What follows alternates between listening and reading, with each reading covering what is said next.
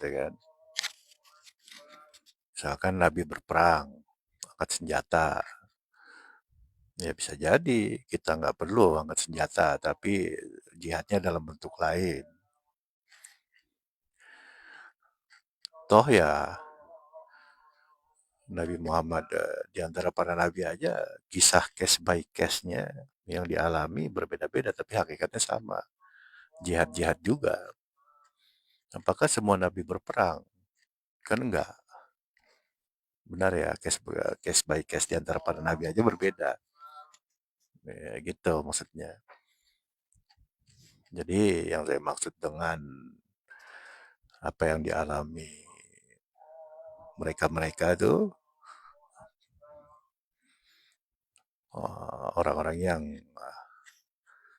akan kita jadikan contoh, itu case by case-nya itu nggak mesti sama. Bahkan di antara mereka di kehidupan masing-masingnya itu case by case-nya berbeda, tapi item-item hakikatnya itu sama. Nah ini kisi-kisi kemerdekaan yang sebenarnya terbebas dari alam bawah sadar. Apa? Yaitu item-item yang dibawa oleh para nabi. Visi misi kenabian dan kerasulan. Gitu. Jadi sangat tidak cukup sekali kalau bukan tidak cukup malah ya bisa dibilang tersesat bahkan bisa jadi lebih parah tersesatnya jika hanya beragama yang niatnya untuk memperbaiki diri atau apa. Itu kan disebutnya merdekakan diri dari alam bawah sadar sebenarnya. Nah, itu tapi terjebak di dosa-dosa yang lebih besar. Gitu. Dan pasti nggak sadar itu pasti. Gitu. Kalau bahasa Qurannya merasa aman dari ancamanku, dari azabku gitu.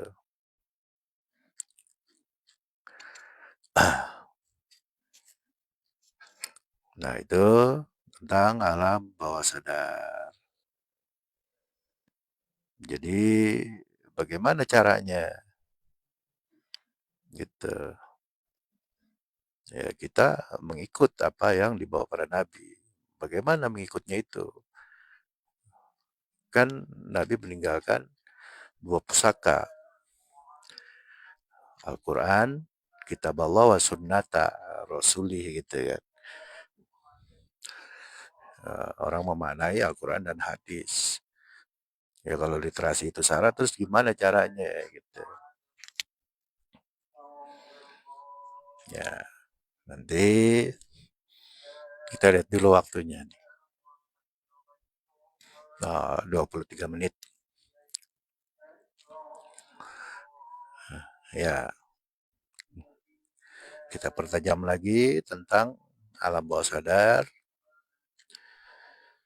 Ya, jadi ternyata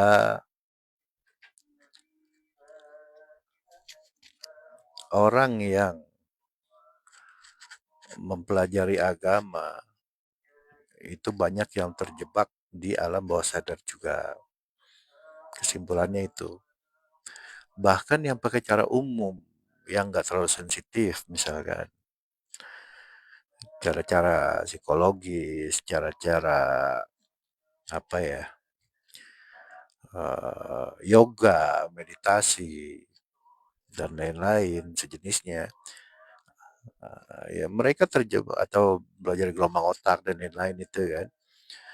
Mereka pun masih terjebak di alam bawah sadar. Gitu. Belum terbebas. Walaupun memang seolah-olah kayak sudah berubah karakternya. Yang tadinya baperan jadi nggak gampang baperan misalkan. Yang tadinya orangnya uh, apa ya raut wajahnya tuh tegang, ini moodnya selalu bagus, selalu wajahnya cerah, happy. Bisa sampai begitu bisa. tapi itu masih terjebak di alam bawah sadar. Itu yang saya maksud tadi, ingin melepaskan diri dari jebakan ini, masuk ke jebakan lain, jebakan baru.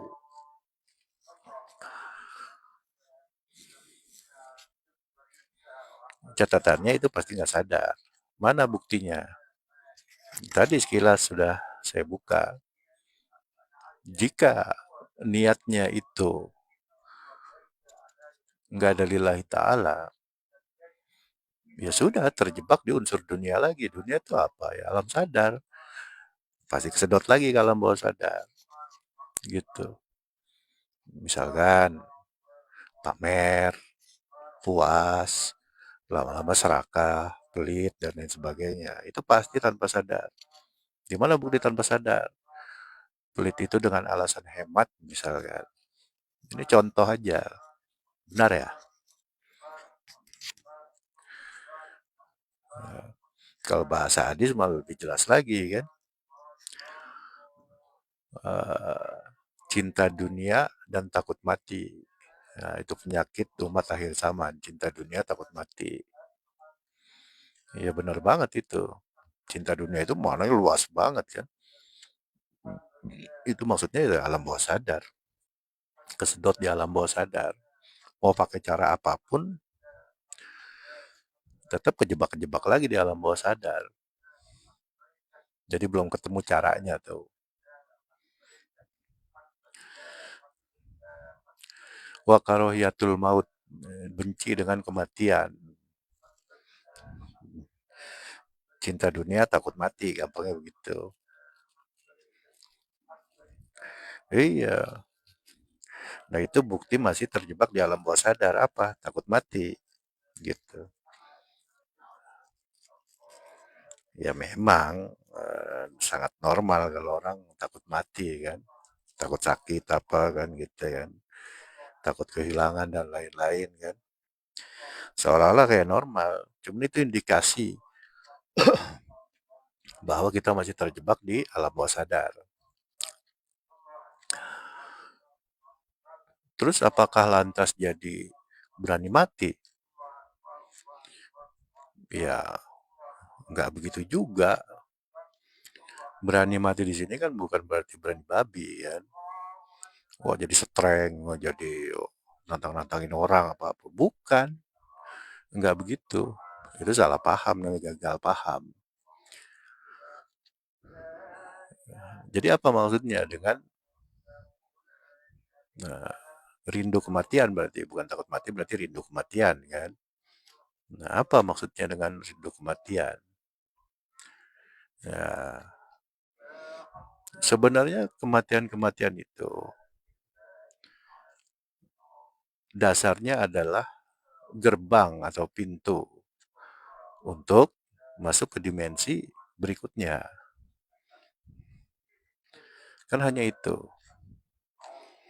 Bahkan sehari-hari kita sudah berhadapan dengan mati, kematian versi saset gitu kan, versi kecil apa tidur atau bahkan yang pernah pingsan, lebih apa ya, dibanding tidur lebih berat ya, di atas pingsan ya kematian, belum lagi ada yang mati suri misalkan. Nah, orang tidur ya hampir kalau tidur tidur itu kan contoh kematian kecil ya, beratas tidur berarti pingsan, mati suri, sampai mati beneran. Nah itu tentang kematian. Itu portal untuk berpindah kesadaran.